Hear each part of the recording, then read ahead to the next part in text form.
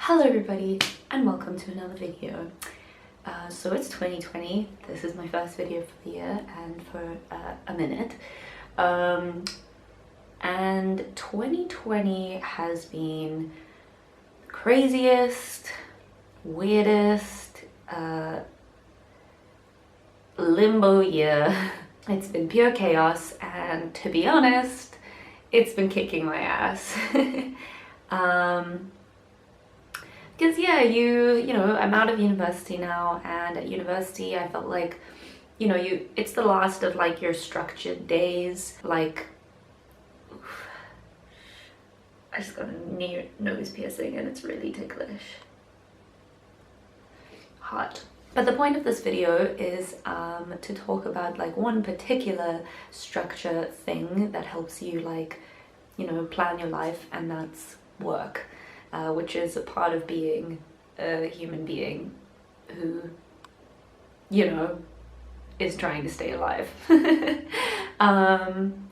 And yeah, I have worked 5 different jobs in the last 3.5 months, maybe 4. So yeah, I've quit 4 jobs in that time. I'm currently working my 5th one, and I've done 2 bartending jobs, 2 retail jobs, and now finally a waitressing job. So literally just like bingo sheeted off all of the ticked off all of the jobs that you're supposed to have in your early 20s. And I've had some pretty crazy experiences. So I wanted to just chat a little bit about my experiences with these kind of like minimum wage service industry sort of jobs, because I feel like they're kind of different depending on where you are in the world, but kind of the same in that they're always going to be like probably a little crappy. But I just think it might be interesting for us to sort of like compare our experiences. And I'll also say like right at the beginning that like I know that a lot of this video is gonna come across as like privileged white girl, never had to work a minimum wage job, suddenly forced to work minimum wage jobs, and now I'm like complaining about it like while other people have had to put up with this for longer. And I also know that there are a lot of ways that the position that I'm in makes my life a lot easier when it comes to some of this stuff, and I will be discussing that as I go along. You know, like me being a white person, a middle-class white person in South Africa specifically, provides me with a lot of like really big privileges and benefits over people who are working the same job as me, but are maybe from a poorer background or a poorer geographical location, being black, which tends to intersect with kind of class stuff. So I won't be ignoring that. I really hope that I don't come across like a whiny baby in this video, but at the same time, I feel like me being in the position of privilege that I'm in, and then entering these spaces and looking around and going, this is a mess, and this shouldn't be like this, and I want to complain about it, and I want to like cause a fuss, and I want it to be fixed. Gosh, it's almost like complaining is a privilege in itself, because other people in the same like line of work as me, but with different like intersections of privilege, maybe feel like they can't complain about things because, you know, this is the best that they have, or yeah, there's not really much, it couldn't really get much better for them. Anyway, that was a long preamble, so let's get started. So I quit my last good job end of October, beginning of November, and purely only because I moved towns. finished university, so I left the town that I was studying in. But if you're ever in Makanda Grahamstown, Slipstream Sports Bar, it's the best bar, the cheapest drinks, the best vibe, the hottest bartenders. We loved our jobs. It's a cool little alternative spot, awesome live music. It was like home, and that's when I obviously learned that like I really like bartending.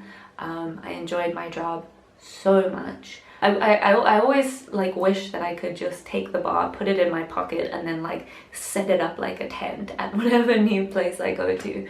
That's not how life works, obviously.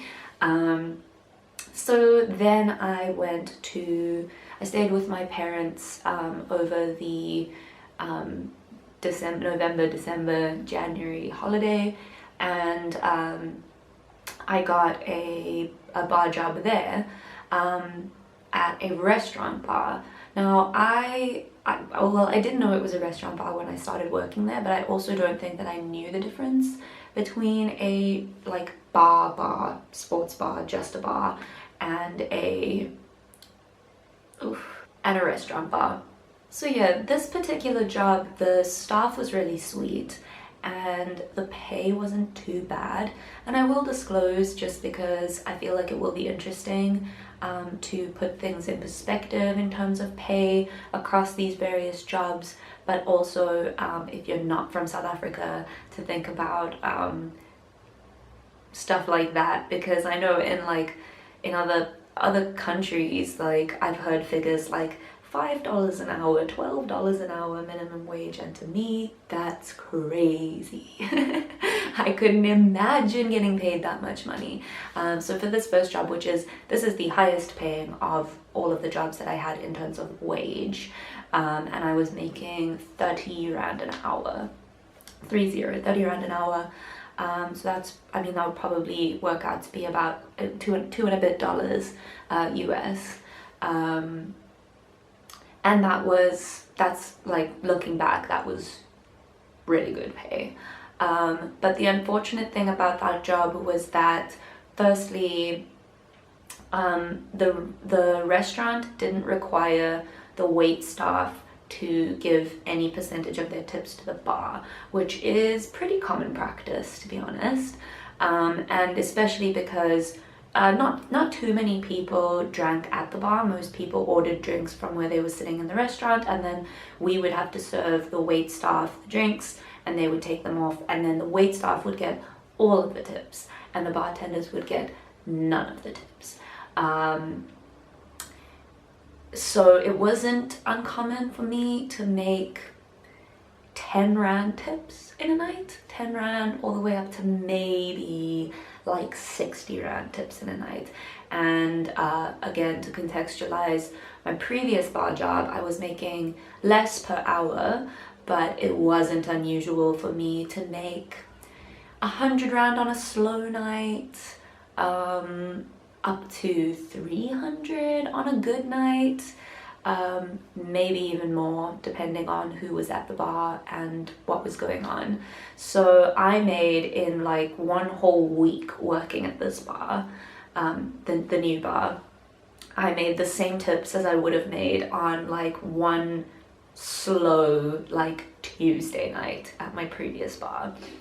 I think I made like 120 rand in the first week that I worked there. The other big downside to this job was that the bar didn't have a dishwasher. So I'm a bartender, I'm getting paid to serve people drinks, but all the time that I wasn't using on serving, I was using washing dishes, washing glasses specifically. Like, they obviously had a dishwasher for the restaurant, but we had to wash all our own glasses. So like, I spent my whole life with my hands in the dishwasher water, washing dishes, drying them, putting them back out again. And yeah, that's one of those times where like I am gonna sound like a whiny baby, but like I hate washing dishes and I didn't sign up to do that, and it's like really unusual for the bartender to have to wash their own dishes, and I hated it. So those were the two big things, is no tips, lots of dishes. And it was a pretty upmarket bar, which is what made the whole no tip situation a lot more annoying, because even the customers who did drink at the bar just like aggressively refused to tip. And like, coming from where I had come from, which was a student bar in a student town, with like the clients were like mostly students and working class people, and they tipped great, because the wealthier you are, the more stingy you get, and that's just life. Anyway, right, so I kind of started looking around for a new bar job where the focus was more on the bar and not on the restaurant. And I ended up finding this place, which was kind of like, I mean, not kind of, like an incredibly dingy bar by the harbour, with like a pretty rough crowd of working class folk and retired people. And I like me a dingy bar, to be honest. The dingier the better. I just find them like really down to earth, and yeah, best people, usually best like drink prices, and usually the kind of place where you feel like at home, you know? So I found this bar. I asked if they were looking for a bartender, and they were. And so me and the manager, who at the time was this guy we'll call Jeremy, he and I entered into like chats about how this job would look, because at the time I was looking for a holiday job.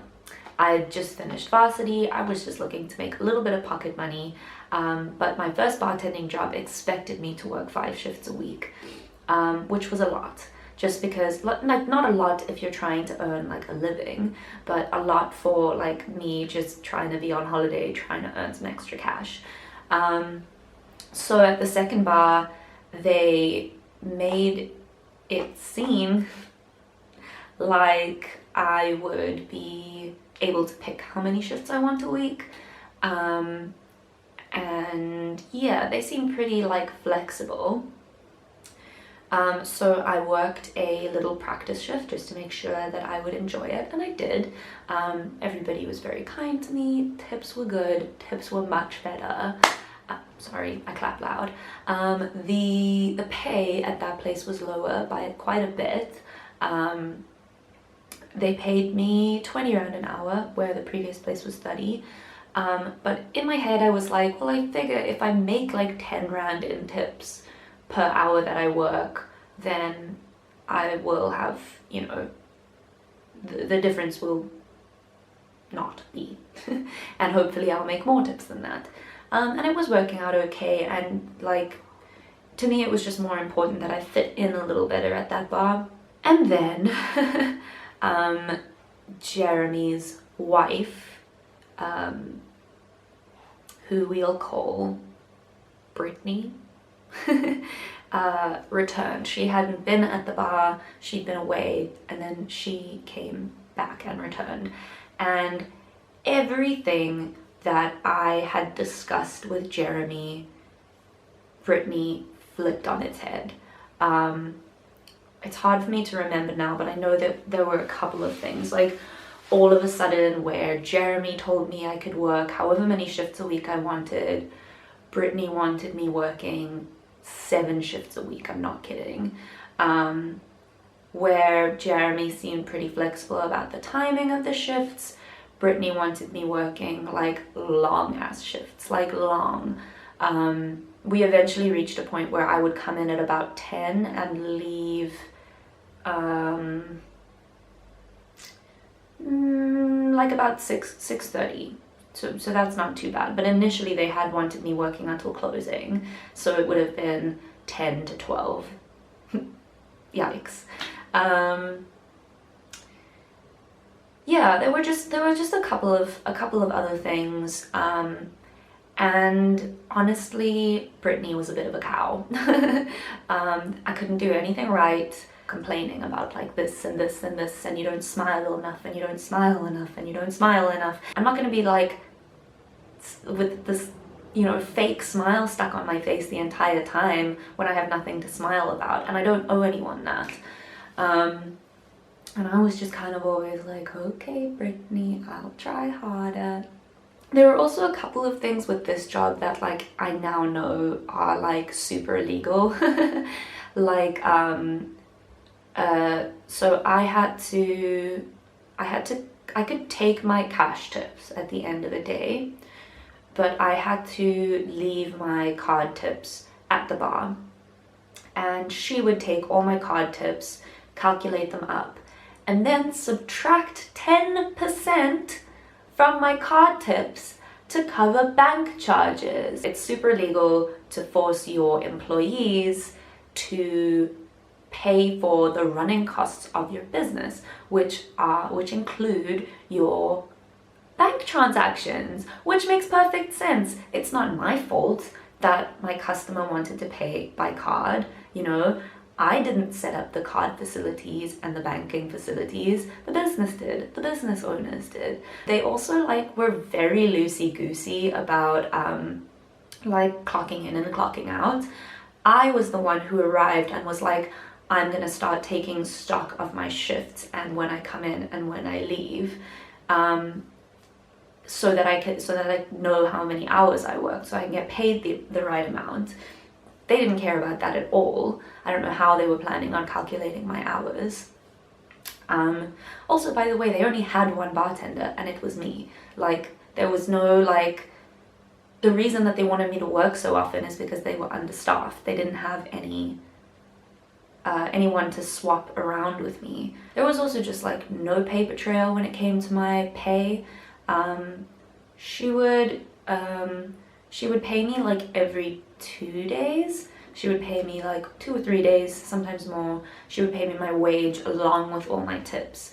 But because like there was nothing written down, this is how many hours you worked, this is how much you got paid per hour, this is how much you got paid for your wage, and then this is how much you made tips.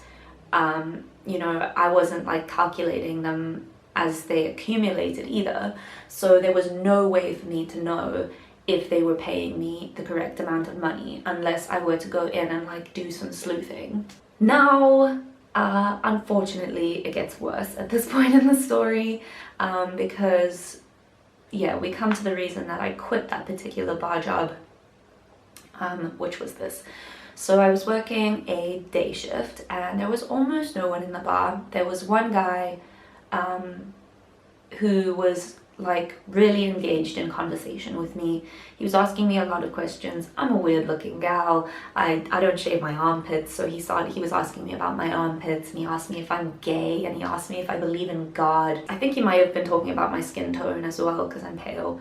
And he was talking about like how people's skin tone is determined by their like geographical location, and you know, sun exposure and that sort of thing, which like I think there are sources that that has some truth to it, but here comes my boss, this is Jeremy now, to say, I think that how it all started was he was talking about black people and black skin and black hair, and he said, goodness, the sun must be horribly hot to mess up their hair like that. And I was like, what? And then he went on to say that, you know, just kind of drop casually into conversation that black people have low IQs. He was also using a like really offensive word in South Africa that begins with a K, used to describe black people, and it's kind of like the N-word with the hard R, except like a lot worse. Like really not a word that ever comes up in polite conversation, really not a word that like is even debatably okay. He went on to say that apartheid was a good thing and that we should do that again. It turned into like about an hour-long argument, like an active argument, where I was yelling at him and he was yelling at me, and he was trying to convince me to be a horrible racist, and I was trying to point out to him that he was a horrible racist, and I ended up calling him a horrible racist to his face. And after that shift, I went home and I was like, what do I do? Because I felt like quitting this job is not going to affect him, and it's not going to change his opinions. It's only going to affect me and make my life more difficult. But at the same time, like, I really don't feel like I can stomach working there. Oh, another thing is that he has black staff, and his black staff were like definitely within earshot while this entire conversation was going on. Like, he just had absolutely no regard for their like humanity, dignity, and like presence in that space. And to be honest, like, if the wrong person had been listening to that if the right person had been listening to that conversation, that guy could have been like him and his whole business flushed straight down the toilet. He would have been in a lot of trouble. He probably could have gone to jail, to be honest. It all worked out that basically they never contacted me to work another shift, and I never contacted them to work another shift. So I didn't quit, I didn't get fired, we just like mutually ghosted each other, and that was the end of that job. That's been a long tangent. I think I had a lot. This is a big vent for me, guys, because this whole process has been so difficult, and I just get so tired that people are getting treated like crap all the time in all over the service industry. Anyway. Hey everyone, sorry about the potato quality, but in editing I decided to split this into two parts. So at this point in the story, I leave that town and move to a new city, and yeah, so this is the end of part one. Part two will be my retail and waitressing jobs in Cape Town, big city, and yeah, it was a whole new different kind of crappy, just in different ways. So watch part two for more of this chaos.